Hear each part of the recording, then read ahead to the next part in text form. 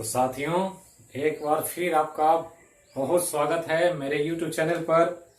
चलते हम लोग देखते हैं समान विज्ञान के अंतर्गत रसायन विज्ञान का एक टॉपिक जो चल रहा था एटॉमिक स्ट्रक्चर, उसके आगे की बात करूंगा। जैसा कि जो वीडियो देख रहे हैं कंटिन्यूअसली सिस्टमेटिक ढंग से एक एक करके वीडियो मैं आगे अपलोड कर रहा हूं और उसी के माध्यम से आपको चारों विषय की तैयारी कराई जा रही है। तत्काल करंट अफेयर भी कुछ दिन में मैं शुरू करने वाला हूं बहुत जल्दी। तो ध्यान रखना है कि जो केमिस्ट्री में हम लोग पढ़ रहे थे चैप्टर एटॉमिक स्ट्रक्चर, बहुत कंसेप्चुअल रसायन विज्ञान का सबसे महत्वपूर्ण चैप्टर है, जिसमें हमने देखा कि एटॉमिक थ्योरी जो डाल्टन ने दिया और उसके बाद एटम को तोड़ करके इलेक्ट्रॉन प्रोटॉन न्यूट्रॉन की खोज हुई फंडामेंटल पार्टिकल या मौलिक कण के रूप में। ये हम लोग पढ़ चुके थे कुछ प्रयोगों के आधार पर। अब चलते हैं आगे, उसी इलेक्ट्रॉन प्रोटॉन के कुछ महत्वपूर्ण फीचर्स को ध्यान देंगे जिससे अक्सर सवाल एग्जाम में पूछा जाता है। तो उसी की मैं बात करूंगा आज पहले, और उसके बाद परमाणु के संरचना का जो बेसिक बात है मौलिक, उस पर चर्चा करेंगे। तो चलते हैं परमाणु के मौलिक कणों के गुणों को देखते हैं।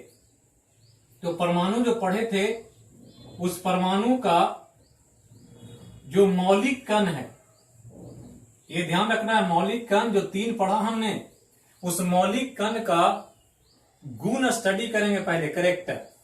और गुण को एकदम ध्यान रखना है जिससे आपसे सवाल अक्सर पूछा जाए। तो 3 फंडामेंटल पार्टिकल पढ़ा हमने, तो एक कॉलम के माध्यम से आपको कंपैरेटिव तुलनात्मक रूप से अध्ययन कर लेंगे हम लोग। तो पहला एक इंपॉर्टेंट कॉलम है जिसमें हम गुणों को स्टडी करेंगे, अलग अलग गुणों को। गुण जो देखेंगे वो 3 फंडामेंटल पार्टिकल का, एक का नाम इलेक्ट्रॉन, दूसरा जो है वो प्रोटॉन, और तीसरा जो है वो न्यूट्रॉन। यही हमने पढ़ा था कि 3 कण खोजा गया और तीनों का क्या फीचर था, एक्सपेरिमेंट के आधार पर जो वैज्ञानिकों को पता चला उसी को स्टडी करना। एक एक करके गुणों को स्टडी करेंगे।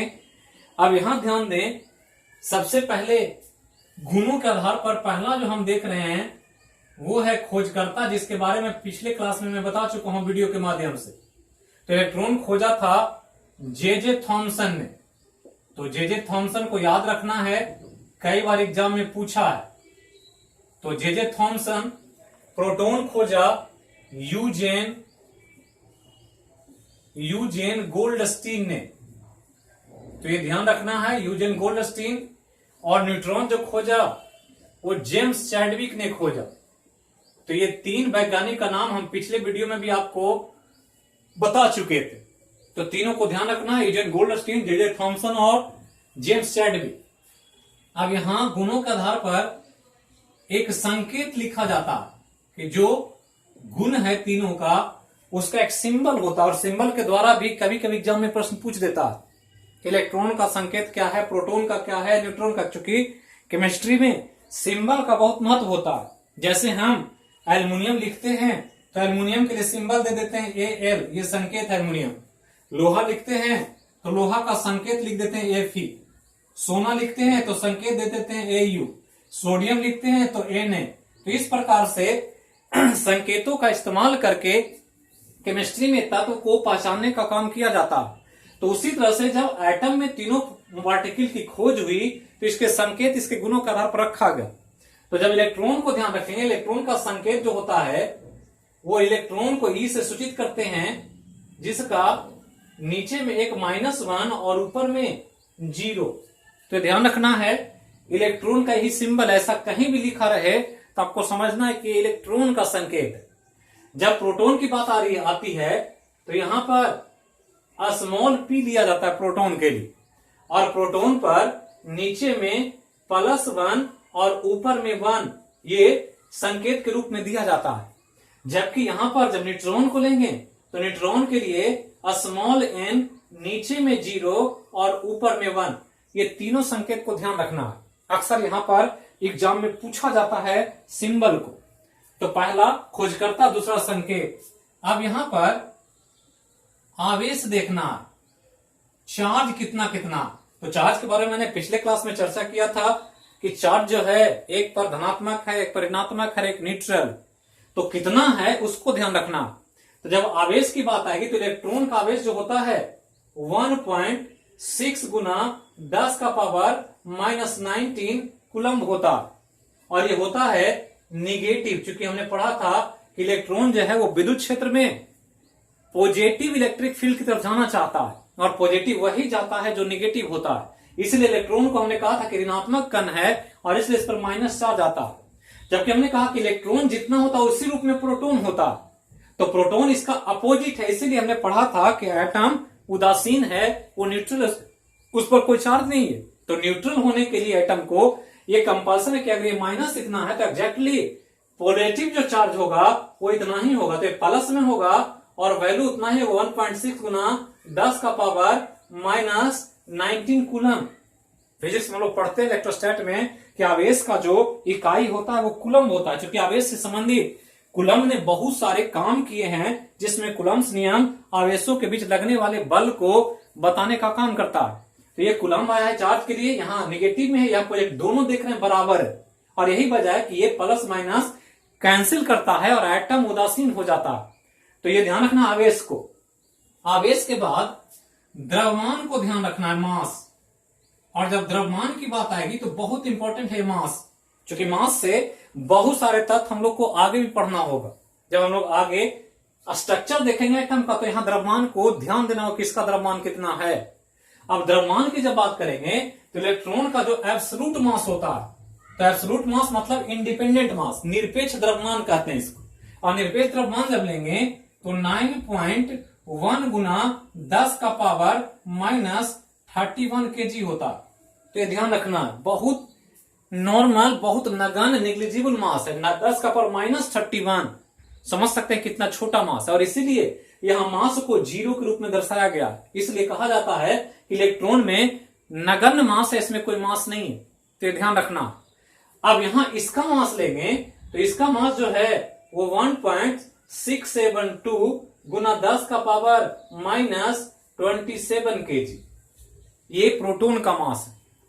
जबकि न्यूट्रॉन का मास निकालेंगे तो 1.6 गुना 10 का पावर माइनस 1.675 गुना 10 का पावर माइनस 27 kg। तो मास हो गया तीनों का, इलेक्ट्रॉन, प्रोटॉन, न्यूट्रॉन का। यहां चार्ज क्या है तो यहां चार्ज जीरो है न्यूट्रॉन का, चूंकि चार्ज तो न्यूट्रॉन का न्यूट्रल होता है। वो हमने पढ़ा था कि इलेक्ट्रिक फील्ड में ले जाने पर न्यूट्रॉन जो होता है वो ना पॉजिटिव की तरफ जाता है नेगेटिव, इसलिए चार्ज जीरो है। तो यहां ध्यान रखना कि ये जो इंपॉर्टेंट फीचर्स है एग्जाम में पूछा जाए। अब यहां कंपैरेटिव स्टडी करें तो यहां पर 10 का पावर माइनस 31, यहां 10 का माइनस 27, या 10 का पावर 27। तो ये जो है सबसे हल्का कण है। इलेक्ट्रॉन, प्रोटॉन, न्यूट्रॉन में पूछ दे कि सबसे हल्का कण कौन, तो इलेक्ट्रॉन। इलेक्ट्रॉन से भारी प्रोटॉन होता है और प्रोटॉन से भारी न्यूट्रॉन होता है। क्योंकि यहां थोड़ा सा कांता है, यहां 2 है और यहां 5 है। और यह ध्यान रखना है, यहां भी 10 का पावर माइनस 27 है, यहां भी 10 का पावर माइनस 27 है। लेकिन यहां 2 और 5 की वजह से न्यूट्रॉन इन तीनों में सबसे भारी है। तो यह ध्यान रखना है, अगर कंपैरेटिव स्टडी करेंगे तो 2-3 चीज को ध्यान रखेंगे। पहला तो कि ये जो है सबसे हल्का कण है, ये ध्यान रखना, ये सबसे हल्का है इलेक्ट्रॉन, जबकि ये जो है ये सबसे भारी है। तो कभी कभी कॉन्सेप्चुअली पूछ दे कि परमाणु में सबसे भारी कण कौन, तो न्यूट्रॉन, और परमाणु में सबसे हल्का कण कौन, तो इलेक्ट्रॉन। कभी कभी मास के आधार पर आपको सजाने के लिए कहा जाएगा, बढ़ते हुए द्रव्यमान के आधार पर सजाएं, घटते हुए द्रव्यमान के आधार पर सजाएं। तो आपको याद रखना है, तो एग्जैक्ट वैल्यू याद रखना है और यह भी ध्यान रखना है। इसके अलावा एक रिलेटिव मास होता है, सापेक्ष द्रव्यमान। तो ये ध्यान रखना है सापेक्ष द्रव्यमान को। तो एक निरपेक्ष था, यहां इंडिपेंडेंट मास था, जो यहां दिया गया सब इंडिपेंडेंट है, किसी से तुलना नहीं किया गया। कोई ऑब्जेक्ट है और उसका अपना अगर मास निकालेंगे तो एब्सोल्यूट कहलाएगा। लेकिन रिलेटिव मास निकाले कि एक मास के रेस्पेक्ट में दूसरे मास को देखें कि उससे भारी है कि हल्का है, तब वो देखा जाएगा, तब उस मास को हम सापेक्ष द्रव्यमान या रिलेटिव मास कहते हैं। अब रिलेटिव मास थोड़ा सा ध्यान रखना है कॉन्सेप्चुअली, कि रिलेटिव मास जब इलेक्ट्रॉन प्रोटॉन न्यूट्रॉन का देखते हैं तो वो देखते किसके सापेक्ष हैं, तो ध्यान रखना है कि जब भी देखा जाएगा तो ये हाइड्रोजन के रेस्पेक्ट में देखा जाता है। ये ध्यान रखना, हाइड्रोजन एक एलिमेंट से तत्व है और हाइड्रोजन जो एटम होता है, इस हाइड्रोजन एटम का जो वेट है वो सबसे हल्का होता है, इससे हल्का कोई एटम होता ही नहीं। कभी कभी पूछेगा कि पृथ्वी पर सबसे हल्का तत्व कौन, तो हाइड्रोजन, और ये पूछ दे कॉन्सेप्चुअली कि सबसे हल्का परमाणु कौन, तो हाइड्रोजन परमाणु। तो हाइड्रोजन एटम सबसे हल्का, उससे तुलना किया गया इलेक्ट्रॉन प्रोटॉन न्यूट्रॉन का, तो पता चला कि इलेक्ट्रॉन जो है हाइड्रोजन से बहुत हल्का और लगभग 1/1840 गुना है हाइड्रोजन एटम का। तो ध्यान रखना है कि इलेक्ट्रॉन का जो मास होता है वो लगभग 1/1840 गुना हाइड्रोजन एटम का। तो ये ध्यान रखना है कि हाइड्रोजन एटम से 1/1840 गुना द्रव्यमान है इलेक्ट्रॉन का, जबकि प्रोटॉन जो होता है वो बिल्कुल हाइड्रोजन एटम के बराबर होता है।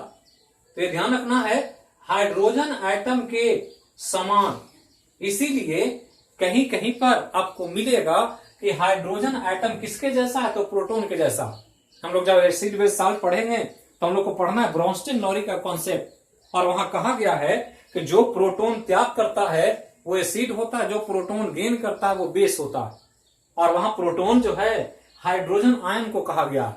तो ये ध्यान रखना है, ये हाइड्रोजन एटम के समान, जबकि ये जो है ये हाइड्रोजन से भारी कण है, ये ध्यान रखना। तो ध्यान देना है कि दो हाइड्रोजन से हल्का कौन, इलेक्ट्रॉन, और हाइड्रोजन से भारी कौन, न्यूट्रॉन, और हाइड्रोजन के बराबर कौन, तो प्रोटॉन। तो इतना चीज आप बेसिक तौर पर इलेक्ट्रॉन प्रोटॉन न्यूट्रॉन के बारे में ध्यान रखें, जिससे आपको काफी सवाल एग्जाम में पूछा जाए। अब चलें आगे, तो जो एटॉमिक स्ट्रक्चर में मेन टॉपिक अब पढ़ना हम लोग को, वो पढ़ना है एक इंपॉर्टेंट टॉपिक जिसका नाम है परमाणु संरचना। तो परमाणु संरचना की बात हम लोग पढ़ेंगे, एटॉमिक स्ट्रक्चर की बात। तो यहां पर हम लोग इस टॉपिक में यही पढ़ने के लिए ही पूरा चैप्टर पढ़ा जा रहा है। अब यहां प्रश्न उठता है कि संरचना की जरूरत क्यों पड़ी, या इसको समझने की आवश्यकता क्यों थी।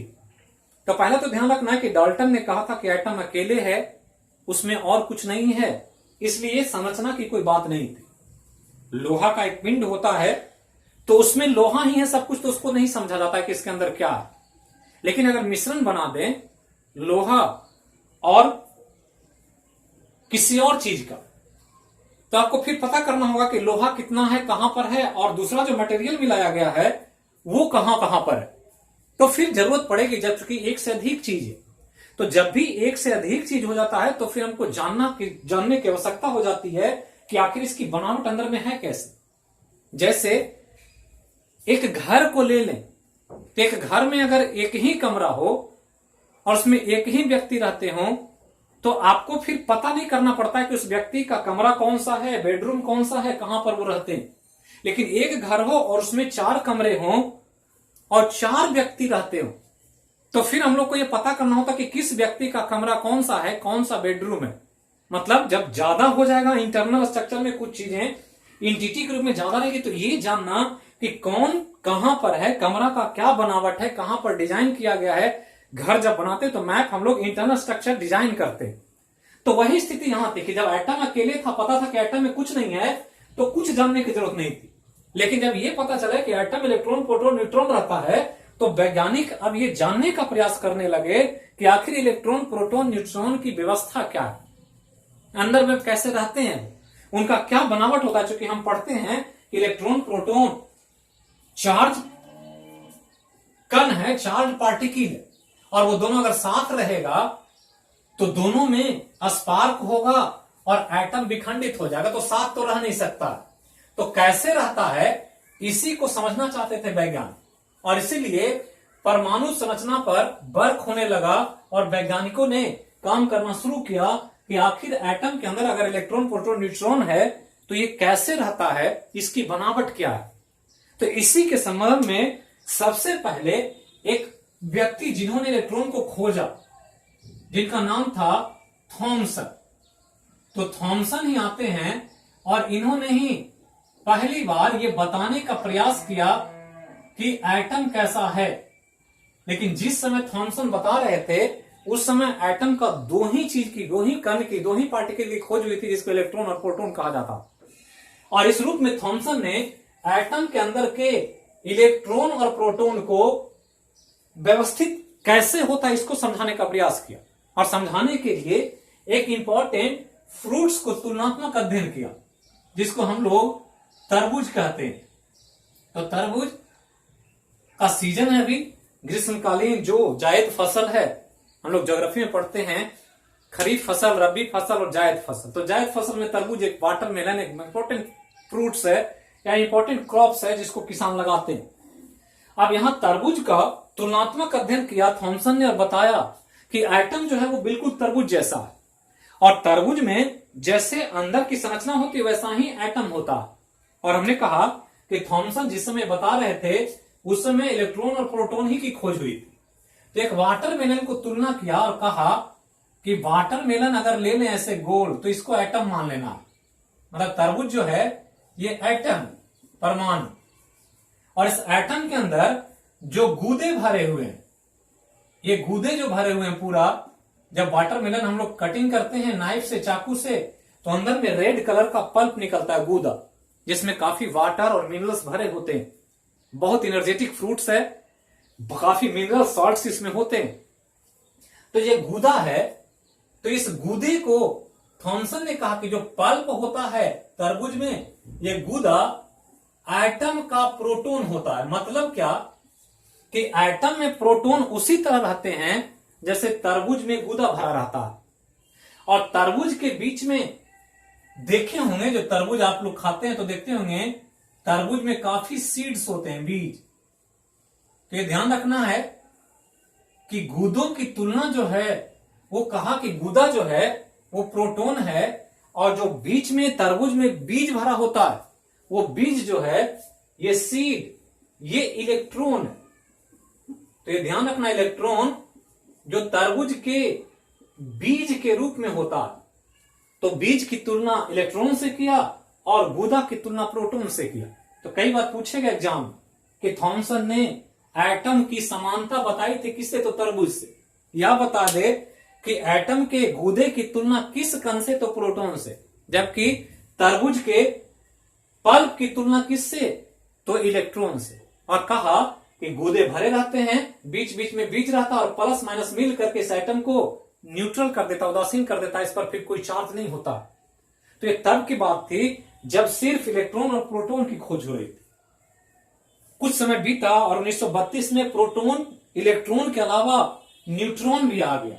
और जब न्यूट्रॉन आ गया तो थॉमसन से काम नहीं चला और इसमें कंफ्यूजन हो गया कि आखिर इलेक्ट्रॉन प्रोटॉन ऐसे है तो न्यूट्रॉन कहां पर। और तब एक व्यक्ति का उदय होता है जिनका नाम था रदरफोर्ड। ये ध्यान रखना। तो रदरफोर्ड एक इंपॉर्टेंट यहां व्यक्ति जिन्होंने एटम के स्ट्रक्चर को पूरी तरह से स्पष्ट चित्रण प्रस्तुत किया दुनिया के सामने, बिल्कुल क्लैरिफाई कर दिया कि एटम कैसे होता। तो कैसे किया इसी को हम लोग को देखना है। मुख्य रूप से रदरफोर्ड को एटॉमिक स्ट्रक्चर में पढ़ना। आगे और भी कई वैज्ञानिक का नाम आएगा यहां पर, लेकिन सबसे इंपॉर्टेंट परमाणु संरचना से जुड़े हुए व्यक्ति जो हैं वो रदरफोर्ड है।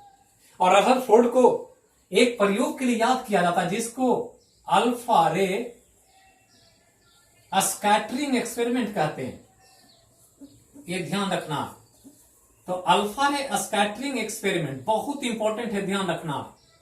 मतलब अल्फा रे के प्रकीर्णन का प्रयोग, तो एक इंपॉर्टेंट प्रयोग था जो रदरफोर्ड ने किया। और जो प्रयोग किया इसी से परमाणु की संरचना का कॉन्सेप्ट दुनिया को पता चला।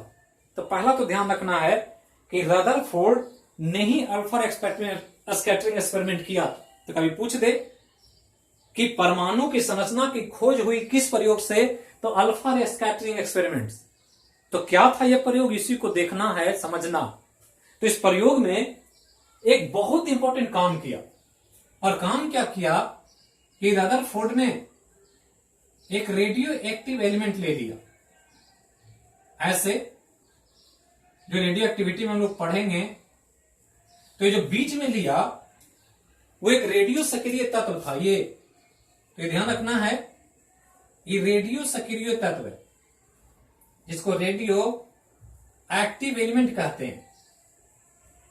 तो रेडियो सक्रिय तत्व ले लिया, और चूंकि हम पढ़ते हैं या आगे पढ़ेंगे, आप लोग पढ़े भी होंगे 9th 10th में, 11th 12th में, कि रेडियो सक्रिय तत्व का गुण है कि उससे अपने आप अल्फा बीटा और गामा किरणें उत्सर्जित होती है, इमिट होता। तो उसी में से अल्फा को उठाया, और अल्फा को उठाने का कई वजह था, उसको हम लोग देखेंगे अभी। तो अल्फा रे, जो कि अल्फा किरण चाहिए था इनको, अल्फा कण, और स्कैटरिंग मतलब उसका बिखराव, किसी चीज से कोई चीज टकराए और टकरा करके फैल जाए, बिखर जाए, दैट इज कॉल्ड स्कैटरिंग। जैसे प्रकाश में प्रकीर्णन होता है, स्कैटरिंग करता है। हम लोग लाइट चैप्टर में पढ़ते हैं, ज्योग्राफी में पढ़ते हैं कि हमें आकाश में नीला दिखता है क्योंकि स्कैटरिंग होता है। स्कैटरिंग ना हो तो आकाश नीला नहीं दिखे, क्योंकि प्रकाश किरणें जब वायुमंडल में आती है तो कणों से टकरा करके वो फैलती है, और जो फैलाव होता है उसमें सबसे ज्यादा इस नीले रंग का ही प्रभाव होता है, और इसलिए आकाश नीला दिखता। तो वही फैलाव के प्रभाव को देखना चाहते थे दर्द, और फैलाव के लिए एक तो रेडियो एक्टिव एलिमेंट ले लिया सक्रियता, ताकि अल्फा किरण को मिले, और इसके अलावा एक गोल्ड फॉइल ले लिया। गोल्ड फॉइल के रूप में सोने का पत्थर ले लिया है। तो ये सोने का पत्थर, तो ध्यान रखना है, पत्थर है सोने का, तो ये सोने का सीट है, पत्थर। तो ये ध्यान रखना बहुत इंपॉर्टेंट है। जब शुरुआत हुआ था केमिस्ट्री तो हमने चर्चा किया था सोने के बारे में, कि सोना धातु में सबसे ज्यादा मैलिएबल होता है। मैलिएबल मतलब हथौड़े से पीटेंगे तो पतला से पतला सीट बन जाएगा उसका, और यही आधार था रदरफोर्ड को इस सोने के पत्थर को चुनने का। तो कॉन्सेप्चुअली कभी पूछ दे कि रदरफोर्ड ने इस प्रयोग के लिए सोने के पत्थर को ही सिलेक्ट किया, इसका कारण क्या था? तो इसलिए कि उनको पता था कि सोना से ज्यादा पतला चादर हम नहीं बना सकते, क्योंकि पतला चादर इसलिए कि उनको अल्फा किरण का प्रभाव देखना था, और इस रूप में एक गोल्ड फॉइल लिया। और सोना है तो सोना में अंदर में एटम ही होगा, एटम के अलावा कुछ होगा नहीं। क्योंकि हमने पढ़ा है कि तत्व में एक ही तरह का एटम होता है, एटम के अलावा कुछ नहीं होता। तो इसलिए वो चाहते थे कि एक सोने का पत्थर ले लें, तो उस एटम का क्या प्रभाव होता है, या एटम पर जब अल्फा किरणें गिरती है तो किस रूप में इफेक्ट करती है, इसी को समझना चाह रहे हैं। तो इसी को यहां पर हम लोग समझेंगे इस प्रयोग के द्वारा। तो एक गोल्ड फॉइल ले लिया, जिसको हम एटम के रूप में यहां दर्शा रहे हैं कि सोने का पत्थर है जो एक एटम का बना हुआ है, एक गोलाकार एटम है जिसको हम पत्थर के रूप में देख रहे हैं। तो ये सोने का पत्थर है, और पत्थर का एक्चुअली ये एटम है, परमाणु, क्योंकि परमाणु के संरचना को समझना था, इसलिए पत्थर को परमाणु ही समझना, क्योंकि उसमें ऑलरेडी सिर्फ परमाणु और कुछ है नहीं। अब इस सोने के पत्थर पर अल्फा किरण को डाला तो अल्फा किरण निकला, तो निकलेगा कहां से? तो निकलेगा इस रेडियो एक्टिव एलिमेंट से, और निकला और बहुत सारी किरणें आई, ऐसे किरणें आती रही, और ऐसे यहां तक इनको मार्ग मिला, क्योंकि इसके पहले कुछ टकराने की कोई वजह नहीं थी। तो इस प्रकार से किरणें आई, और किरणें आकर के गोल्ड फॉइल से टकराई, और जो टकराई तो टकराने के बाद जो चीजें दिखाई दिया रदरफोर्ड को, उससे परमाणु की संरचना के बारे में पूरा कॉन्सेप्ट क्लियर हो गया कि आखिर अंदर में है कैसे, इलेक्ट्रॉन प्रोटॉन न्यूट्रॉन का क्या व्यवस्था होता है, कहां कहां किसका बेडरूम है, किसको कहां पर जगह दिया गया। तो इसको समझना यहीं पर है। अब यहां पर जब किरणें आई तो यहां तक बिल्कुल सीधा आया, और सीधा आया, उसमें से मैक्सिमम किरणें ऐसे पार चली गई, इस प्रकार से किरणें गई और सीधा निकल गई, कुछ नहीं हुआ उसको। लेकिन कुछ किरणें जब इधर आई, मतलब सेंटर पार्ट में, केंद्र में, तो जब कुछ किरणें आई तो यहां तक सीधा आई ऐसे, और ऐसे आकर के ये टर्न करके ऐसे मुड़ गई। ये किरणें आई और यहां से आकर के ऐसे मुड़ गई। तो ध्यान रखना कि मैक्सिमम किरणें सीधा चली गई, कुछ किरणें आई और ऐसे स्कैटर्ड करके फैल करके आगे निकल गई। और इसी में से कुछ किरण जो आई, मतलब बहुत रेयरली एकाध किरण ऐसे गई और टकराई ऐसे, और टकरा करके फिर वापस लौट गई अपने मार्ग पर। तो ये चीज रदरफोर्ड को दिखा 3 निष्कर्ष। पहला निष्कर्ष कि मैक्सिमम किरणें जो है सीधा पार जाती है, कुछ किरणें आती है और सेंटर पॉइंट से फैल करके आगे बढ़ जाती है, और एक आध किरणें जो होती है सीधा आती है और टकरा कर वापस अपने मार्ग पर लौट जाती। ये 3 इफेक्ट जो दिखा, उससे रदरफोर्ड ने दुनिया को 3 बात बताई एटम के बारे में। पहला बात जो बताया उसी को ध्यान रखना। पहला बात बताया कि कोई भी जो एटम होता है, कोई भी जो एटम होता है, वो एटम का अधिकांश भाग खाली होता है, एम्प्टी, कुछ नहीं है इसमें। ये कहना था रदरफोर्ड का। तो ये ध्यान रखना कि पहला जो निष्कर्ष दिखा उसके आधार पर कह दिया कि एटम का अधिकांश भाग खाली है, क्योंकि खाली है तभी ये पार कर रहा है। अगर बीच में कुछ होता तो फिर पार नहीं करता ये। तो पहला कि मैक्सिमम किरणें बाहर चली जा रही है सीधा अपने मार्ग पर, इसलिए कह दिया कि एटम का अधिकांश भाग खाली। पहला पॉइंट बताया। दूसरा पॉइंट बताया कि एटम के बीच में, मतलब परमाणु के एटम के बीच वाले भाग में, बीच वाले भाग में धनात्मक कण होता है। धनात्मक कण, जिसके बारे में हमने पढ़ा है कि धनात्मक कण एक ही होता है जिसका नाम प्रोटॉन है। अभी हमने पढ़ा है आपको कंपैरेटिव स्टडी करने के आधार पर कि धनात्मक कण प्रोटोनी। तो पहला तो कह दिया कि मैक्सिमम भाग खाली है इसलिए सीधा निकल जाता है। दूसरा पॉइंट बताया कि एटम का बीच वाला भाग जो है वो धनात्मक कण से बना हुआ है, मतलब जो सेंटर पार्ट है यहां पर एक पॉजिटिव कोई चीज है ये, इसलिए कि अल्फा किरण जो आ रही है, ये जो किरण आ रही है अल्फा रे है ये। और अल्फा रे आपको ध्यान रखना, हम आगे पढ़ेंगे रेडियो एक्टिविटी में, कि अल्फा रे जो होता है वो हीलियम +2 आयन होता है, या इसको हीलियम का न्यूक्लियस मान सकते हैं आप, हीलियम का नाभि। पूछा भी अभी रेलवे के एग्जाम में, बीपीएससी सहायक के एग्जाम में पूछा था कि हीलियम अल्फा कण जो है वो समान होता है किसके, ये पूछा था बीपीएससी असिस्टेंट में इस बार, अभी 2 महीने पहले। तो यहां ध्यान रखना है कि हीलियम जो न्यूक्लियस होता है वही अल्फा कण, और हीलियम न्यूक्लियस पर +2 चार्ज होता है। तो ये +2 चार्ज है, धनात्मक किरण है ये, मतलब ये जो है ये पॉजिटिव किरण। अब पॉजिटिव किरण जब पॉजिटिव के पास जाता है तो पॉजिटिव पॉजिटिव एक दूसरे को धकेलता, दूर करना चाहता है। चूंकि कूलम्ब्स ने कहा है कि 2 समान चार्ज होगा तो रिपल्सन होगा, असमान चार्ज होगा तो अट्रैक्शन होगा। तो यहां पर रिपल्सन हो रहा है, धकेल रहा है। अगर अट्रैक्शन होता है तो ऐसे मुड़कर किरणें आती, ये इधर मुड़ती है इधर मुड़ती है, जबकि बिखर रही है। मतलब यहां पॉजिटिव रखा हुआ है और जब पॉजिटिव के नजदीक आता है तो उसको धकेलता है, किरणें मुड़ करके बाहर निकल जाती है। और इसी तथ्य के आधार पर बता दिया कि एटम का बीच वाला भाग जो है वो प्रोटॉन का बना हुआ है। तीसरा पॉइंट बताया कि एटम के बीच वाले भाग में भारी कण होता है, हैवी पार्टिकल। और अभी हमने आपको बताया था कि एटम में सबसे भारी जो होता है वो न्यूट्रॉन होता है। इसको बताने का क्या आधार था रदरफोर्ड का, तो थोड़ा सा प्रयोग पर ध्यान देंगे। तो ध्यान दें कि एक किरण है जो ऐसे जा रही है, एक आध किरण बहुत रेयरली जाती है और टकराकर सीधा लौट जाती है, मतलब रिबाउंड करती है। और रिबाउंड तभी होता है किसी चीज से जब रिएक्शन फोर्स जो होता है वो बराबर मिलता है। जितना फोर्स से आप फोर्स लगाएं उतना ही फोर्स से मिलेगा तो रिबाउंड कर जाएगा कोई चीज। गेंद को ऐसे पटकते हैं, हार्ड सरफेस होता है तो रिबाउंड होकर गेंद वापस आ जाता है। अगर कीचड़ में मारेंगे तो गेंद ऊपर नहीं आएगा, या गद्दे पर मारें ऊपर गेंद नहीं आएगा, क्योंकि उसको रिएक्शन फोर्स नहीं मिलेगा। तो रिएक्शन फोर्स मिलने के लिए जिससे को आप हीट कर रहे हैं उसको बहुत कठोर, हार्ड और भारी होना चाहिए, तभी वो रिएक्शन फोर्स कंप्लीटली रिबाउंड करेगा।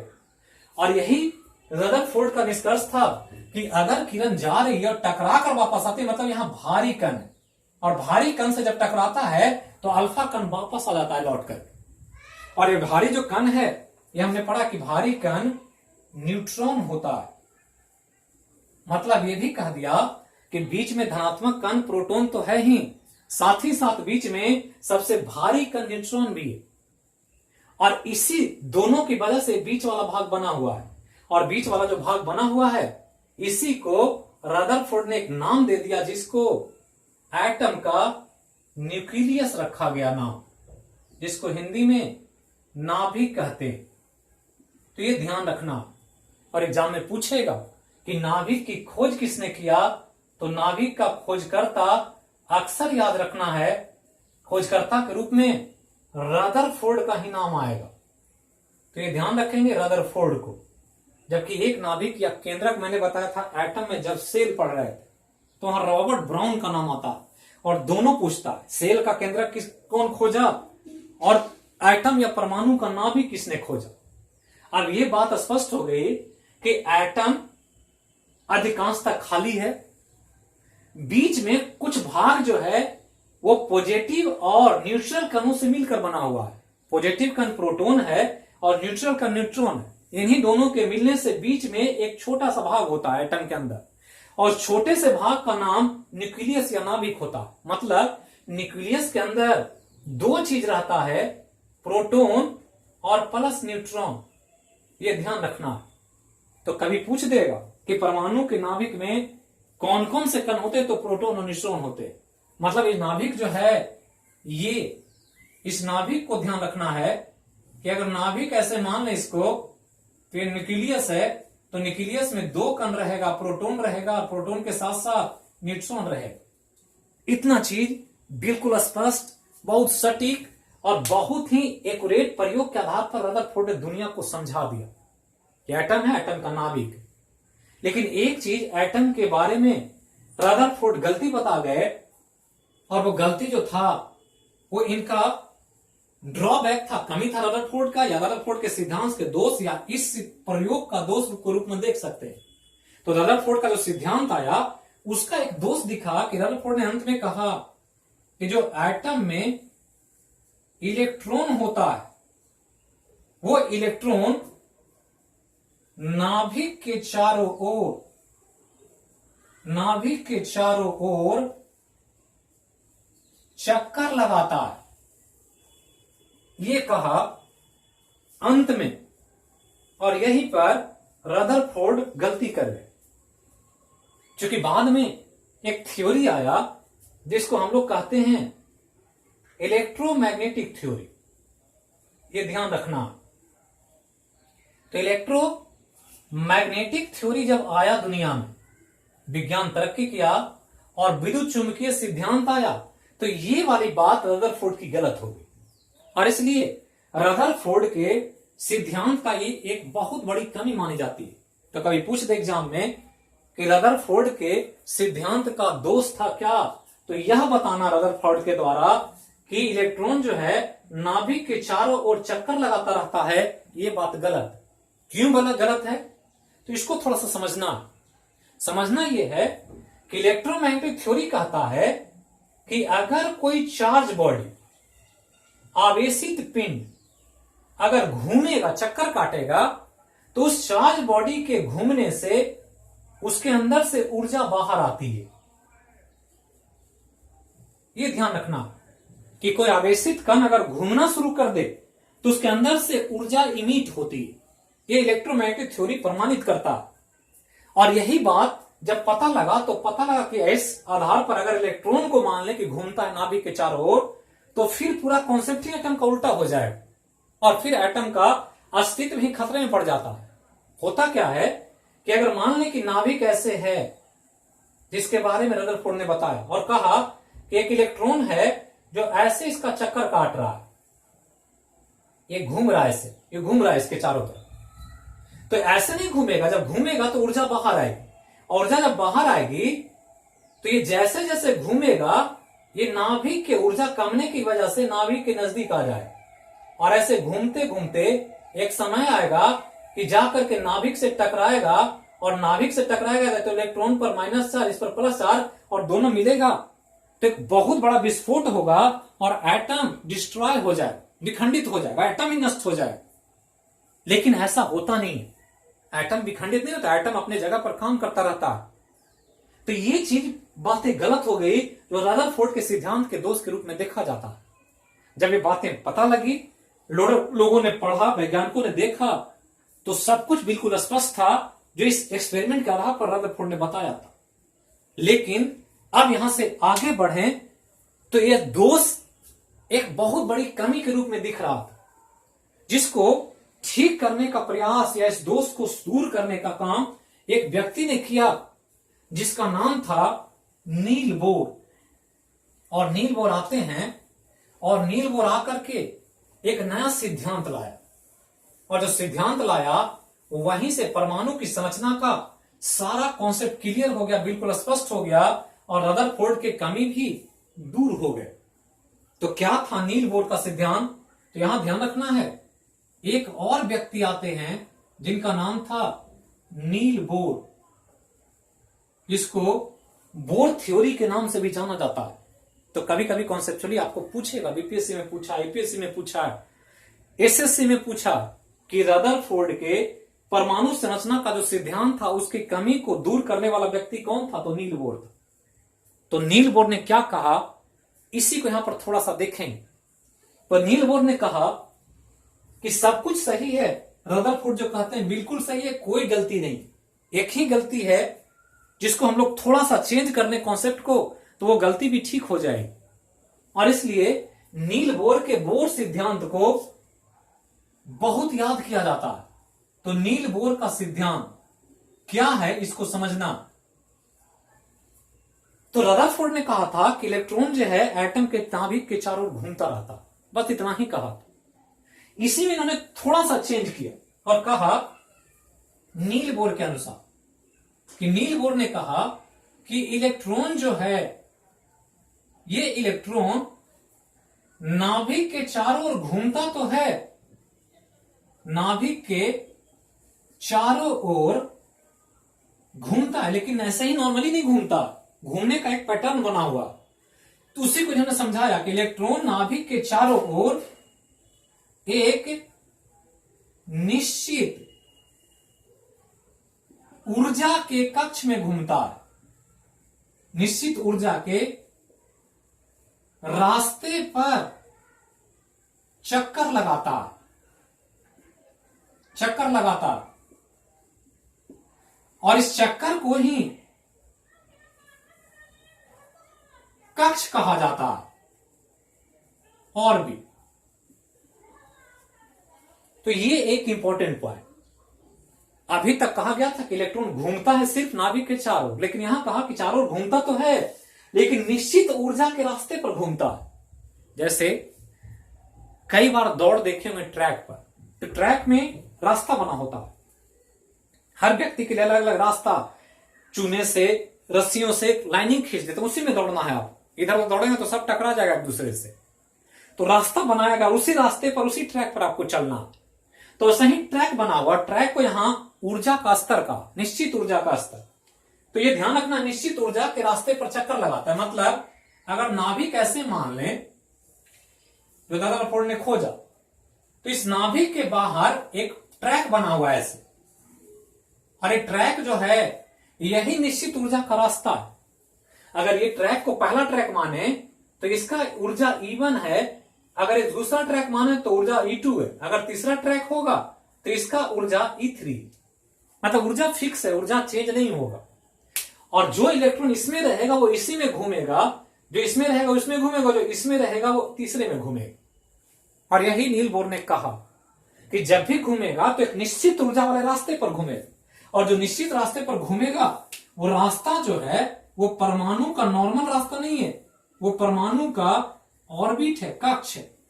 तो कभी पूछेगा कॉन्सेप्चुअली कि परमाणु के कक्ष की खोज किसने किया, तो रदरफोर्ड ने किया, ये ध्यान रखना। तो कक्ष को खोजा और ऑर्बिट के बारे में जानकारी दे दिया, और इस रूप में एक नया कॉन्सेप्ट आ गया कि इलेक्ट्रॉन जो घूमेगा, जब भी घूमेगा निश्चित ऊर्जा के रास्ते पर घूमेगा। और इस प्रकार परमाणु की संरचना की बात क्लियर हो गई कि इलेक्ट्रॉन, प्रोटॉन, न्यूट्रॉन कैसे रहेगा। तो एक नाभिक है जिसमें प्रोटॉन न्यूट्रॉन बंद रहता है और उसके बाहर अलग अलग ऊर्जा का कक्ष है, रास्ता है जो ऑर्बिट के रूप में है, और उस अलग अलग ऑर्बिट में अलग अलग इलेक्ट्रॉन चक्कर काटते रहते हैं। और इस प्रकार परमाणु की संरचना की बात कंप्लीट हो गई। अब यहां के बाद एक चीज दुविधा की हो गई कि आखिर इलेक्ट्रॉन जो है अलग अलग ऑर्बिट में घूम रहा है, तो वो सब एक साथ घूमता है कि अलग अलग घूमता है? क्योंकि एक परमाणु में कई इलेक्ट्रॉन होते हैं, नाभिक में तो बंद है, यहां घूमने की जरूरत नहीं है। लेकिन यहां जब चक्कर काट रहा है तो क्या सभी इलेक्ट्रॉन एक साथ घूमते हैं या अलग अलग पैटर्न में घूमते हैं, अलग अलग उनका जगह होता? और इस प्रकार से आगे जो हम लोग देखेंगे वो इलेक्ट्रॉन के डिस्ट्रीब्यूशन की बात देखेंगे कि आखिर इलेक्ट्रॉन का इसका वितरण कैसे होता है। तो यही परमाणु संरचना से संबंधित सबसे इंपॉर्टेंट बात एटॉमिक स्ट्रक्चर का, रदरफोर्ड का सिद्धांत, नील बोर का सिद्धांत, थॉमसन का सिद्धांत, ये सब आपको एटॉमिक स्ट्रक्चर से ध्यान रखना।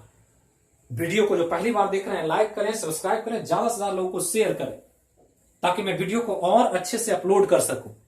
ध्यान रखें, कुछ कमी हो तो कमेंट बॉक्स में जरूर बताएं। जो एक लव टेस्ट सीरीज चल रहा है GS with H Roshan Telegram पर, उसको भी बनाएं रेगुलरली, जो कि बहुत कॉन्सेप्चुअल सवाल होता है। 21 क्वेश्चंस होते हैं, सातों सब्जेक्ट मिलाकर के, कुछ इकोनॉमिक्स का भी सवाल, कुछ और भी चीजें जनरल अवेयरनेस के तौर पर मिसलेनियस टॉपिक उसमें डाला जाता है, जो बहुत एग्जाम ओरिएंटेड है। बहुत सारे चीज उससे आपको डायरेक्टली एग्जाम में पूछे जाएं। तो इसी के साथ मैं ये वीडियो यहीं पर कंप्लीट करता हूं। आगे फिर इसको आगे मैं कंप्लीट करूंगा। अगले वीडियो में हम लोग ज्योग्राफी का टॉपिक देखेंगे, जो चल रहा था, भारत के प्राकृतिक विभाग की बात कर रहे थे, उसी को हम लोग आगे देखेंगे। हिमालय पढ़ रहे थे, तो नेक्स्ट वीडियो में फिर मिलेंगे आपको। तब तक के लिए बेस्ट ऑफ लक। जहां भी रहें स्वस्थ रहें, सुरक्षित रहें और देश के बारे में थिंक करें, देश के हित के बारे में सोचें। तो थैंक यू।